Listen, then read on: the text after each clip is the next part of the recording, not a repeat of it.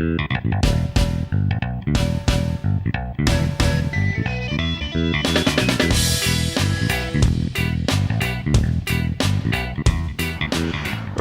well, here we are. You join me underneath the Daihatsu, and as you can see, we're having a look at the gearbox and the transfer box. So, why are we having a look at this? Well, don't worry, there's nothing wrong with it, but in a previous video, it looks like I may have made a minor error in how I chose to fill this with oil.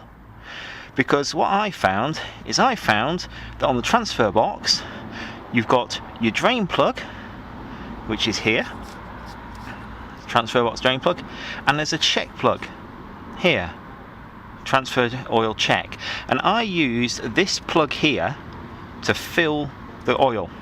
So why do I say I may have made a mistake? Well, I got an email from another Daihatsu owner who's got an L200 series Daihatsu, the previous generation to this, and on his four-wheel drive system for the transfer box, he's got a note about here saying that there's an oil fill port up here, and as you can see, that's not on this gearbox. That's not a fill port, that's just a bolt, but there's nothing here to say that.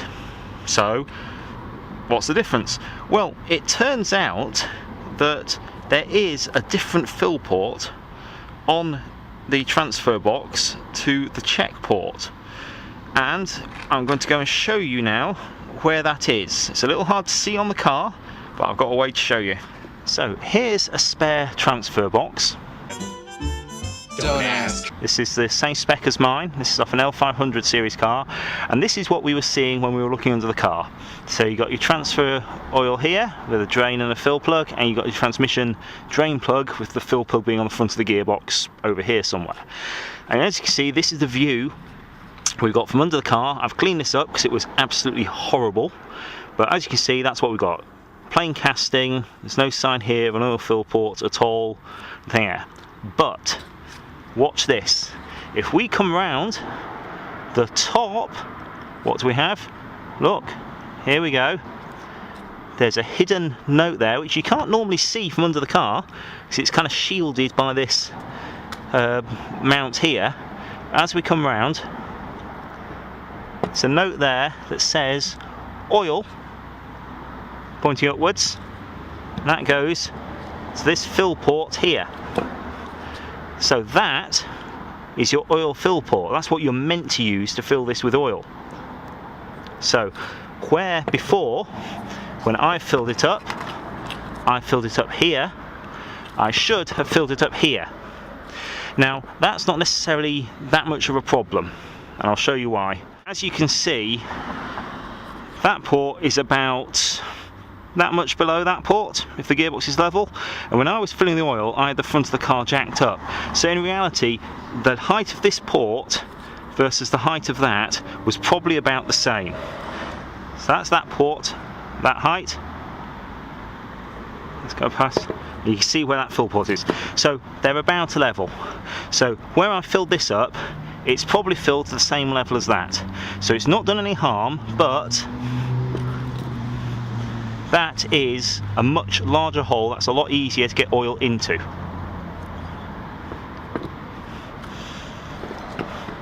So what we'll do, we'll go into the car, we'll have a look and see if there's marks here, and see if we've got that fill port. So if we come under the car like this, you can see, I brush around here,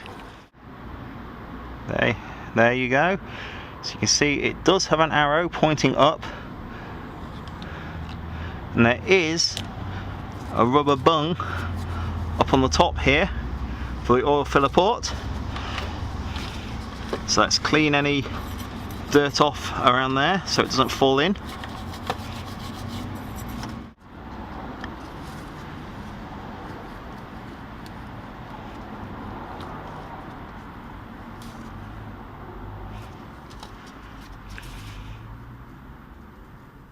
Having removed the rubber bung from the fill port, I opened up a fresh bottle of oil and extended the nozzle so I could add on a short piece of flexible hose to get into the transfer box. I could have just used a big syringe instead, but there's enough room under the car to get the bottle in there, and all it needs is a good squeeze to squirt an extra dose of oil in to top the box up, which, as I expected, almost immediately saw it overflow, showing that the transfer case was filled up. How much extra was I able to get in there? Well, this is where a syringe would have helped, but I weighed the bottle before and after the top up, and allowing for how much was spilled when it overflowed, I'd estimate it was only about 50 cc's, which is roughly this much, hardly any at all. So there you have it. There's always an opportunity to discover something new, and there is a slightly easier way to fill up the transfer case than I used originally, but it doesn't appear to make any real difference to the amount of oil that you get in there. That's pretty much what I thought was going to be the case. If you're going to be doing this on your own car, I'd now say yes, use this fill port at the rear. That's the best choice, especially if you have the car level on a 4-post lift or on stands front and rear. But with such a small difference in how much you can get in, I'm not going to lose any sleep over it myself. Hope this video comes in handy for anyone else working on one of these, and thanks for watching.